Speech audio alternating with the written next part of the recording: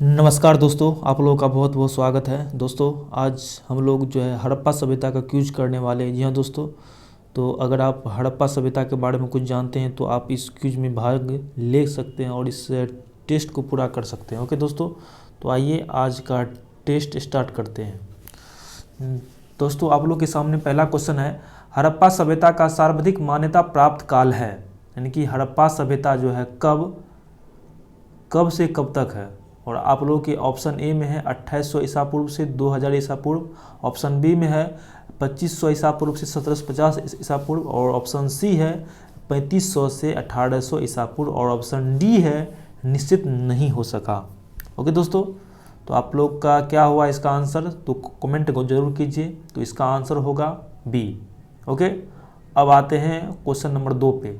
Okay दोस्तों, तो question number 2 आप लोग के सामने है, सिंधु घाटी की सभ्यता निम्नलिखित में से किस सभ्यता के समकालीन नहीं थी। ओके दोस्तों, यानी कि सिंधु घाटी की सभ्यता निम्नलिखित में से किस सभ्यता के समकालीन नहीं थी।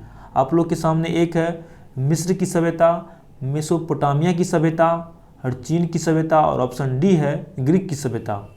ओके दोस्तों, तो सिंधु घाटी की सभ्यता जो है ग्रीक की सभ्यता से समकालीन नहीं थे। ओके, अब आते हैं क्वेश्चन नंबर 3 पे। क्वेश्चन नंबर 3 में क्या कह रहा है आप लोग के सामने है, कह रहा है क्वेश्चन कि सिंधु घाटी की सभ्यता कहाँ तक विस्तृत थी। ओके दोस्तों, आप लोग के सामने क्वेश्चन है, आप इस क्वेश्चन का आंसर दीजिए इन 4 ऑप्शनों में।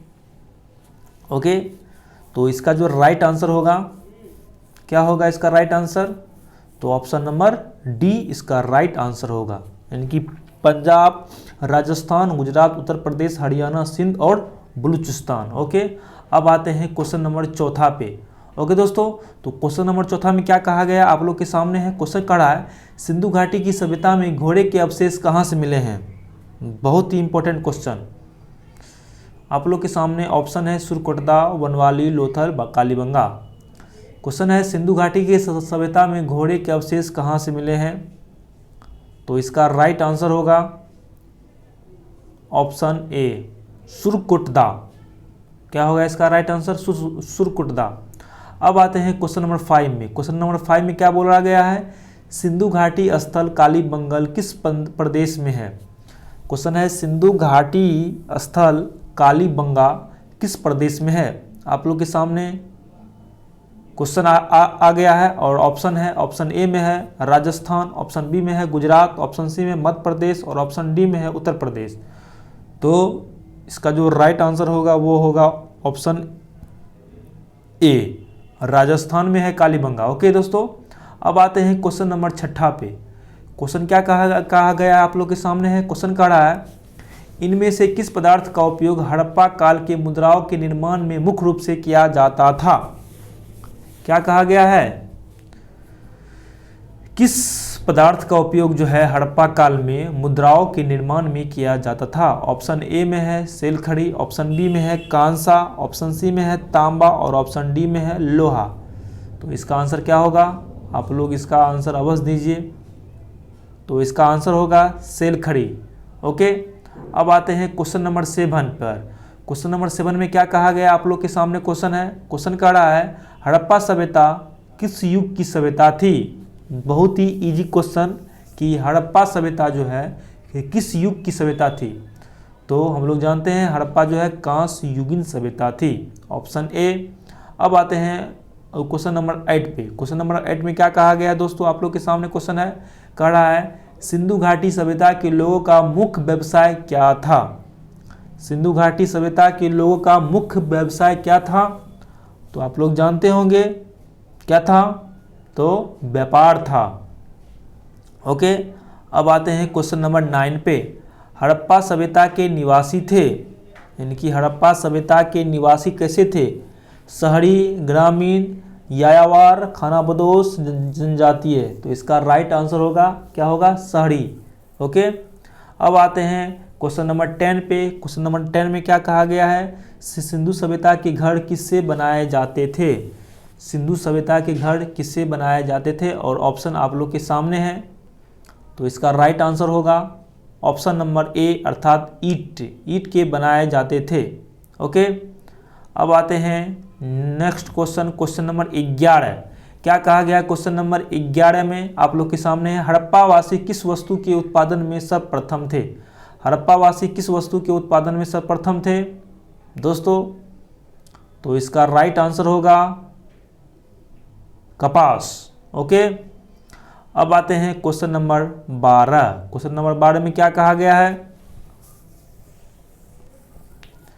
विद्वानों में से इनमें से किन विद्वानों में से हड़प्पा सभ्यता का सर्वप्रथम खोजकर्ता कौन है? यानी कि हड़प्पा का खोज जो है किसने किया था? तो इसका राइट आंसर होगा दयाराम साहनी, ऑप्शन डी। अब देखिए क्वेश्चन नंबर आगे क्या कहा गया है? सिंधु सभ्यता का पत्तन नगर यानी कि बंदरगाह कौन था? बहुत ही इंपॉर्टेंट क्वेश्चन है दोस्तों। सिंधु सभ्यता का पत्तन नगर या बंदरगाह किसे कहा जाता था? तो इसका राइट आंसर क्या होगा? लोथल। ओके, अब आते हैं क्वेश्चन नंबर 14। क्वेश्चन नंबर 14 में क्या कहा गया दोस्तों? आप लोग के सामने यह क्वेश्चन है। क्वेश्चन नंबर 14 में कहा गया है, पैमानों की खोज ने यह सिद्ध कर दिया है कि सिंधु घाटी के लोग माप और तौल से परिचित थे। यह खोज कहाँ पर हुई? बोलिए बोलिए बोलिए, यह खोज कहाँ पे हुई दोस्तों? तो यह खोज जो है कहाँ पे हुई थी? हड़प्पा में हुई थी ना, सॉरी कालीबंगा में हुई, लोथल में हुई थी, सॉरी। इसका आंसर होगा लोथल। तो इसका आंसर क्या होगा? लोथल होगा इसका राइट आंसर। ओके, अब आते हैं क्वेश्चन नंबर 15 पर। क्वेश्चन नंबर 15 में देखिएगा दोस्तों क्या कहा गया है? हड़प्पा कालीन समाज किन वर्गों में विभक्त था? हड़प्पा समाज जो है किन वर्गों में विभक्त था? आप लोग के क्वेश्चन आप लोग के सामने है। शिकारी, पुजारी, किसान और क्षत्रिय, विद्वान, योद्धा, व्यापारिक और श्रमिक। तो इसका आंसर होगा क्या होगा? विद्वान, योद्धा, व्यापारिक और श्रमिक, जो कि बिल्कुल इसका राइट आंसर होगा। अब आते हैं क्वेश्चन नंबर 16। क्वेश्चन नंबर 16 में क्या कहा गया दोस्तों? आप लोग के सामने यह क्वेश्चन है। क्वेश्चन कह रहा है, सिंधु सभ्यता का सर्वाधिक उपयुक्त नाम क्या है? आप लोग के सामने यह क्वेश्चन है कि सिंधु सभ्यता का सर्वाधिक उपनाम क्या है? तो इनमें से जो है इसका नाम तो हड़प्पा सभ्यता हो सकता है या फिर सिंधु घाटी सभ्यता भी हो सकता है। इनमें से तीनों हो सकता है। ओके दोस्तों, अब आते हैं क्वेश्चन नंबर 17। क्वेश्चन नंबर 17 में क्या कहा गया? यह इनकी मिलान करने वालों मतलब इसमें से खोजना है कि कौन सा सही है। कह रहा है इनमें से कौन सही है। क्वेश्चन नंबर 17 में क्या कहा गया है? इनमें से कौन सही है, इनकी हड़प्पा के बारे में इनमें से कौन सही है। और पहला में कहा गया है, उनके विशाल महल और मंदिर होते थे, वे देवियों और देवताओं दोनों की पूजा करते थे, वे युद्ध में घोड़े द्वारा खींचे जाने वाले रथों का प्रयोग करते थे। नीचे दिए गए कूट का प्रयोग कर सही कथन को चुने। तो आप लोग को बताना है इनमें से कौन सा सही है हड़प्पा के बारे में। तो इनमें से कौन सा सही है? वे देवी और देवताओं दोनों की पूजा करते थे। ओके, अब देखिए हड़प्पा सभ्यता की खोज कब किया गया था? हड़प्पा सभ्यता की खोज कब किया गया था? तो इसका राइट आंसर होगा ऑप्शन नंबर डी, अर्थात 1921 में। ओके, अब देखिए क्वेश्चन नंबर 19 में क्या कहा गया है? हड़प्पा सभ्यता के बारे में लोग मतलब कौन सी उक्ति सही है? हड़प्पा सभ्यता के बारे में कौन सी उक्ति सही है? और ऑप्शन आप लोगों के सामने है। उन्हें अश्वमेध का जानकारी थी, गाय उनके लिए पवित्र था, उन्होंने पशुपति का सम्मान आरंभ किया, उसकी संस्कृति सामान्यतः स्थिर नहीं थी।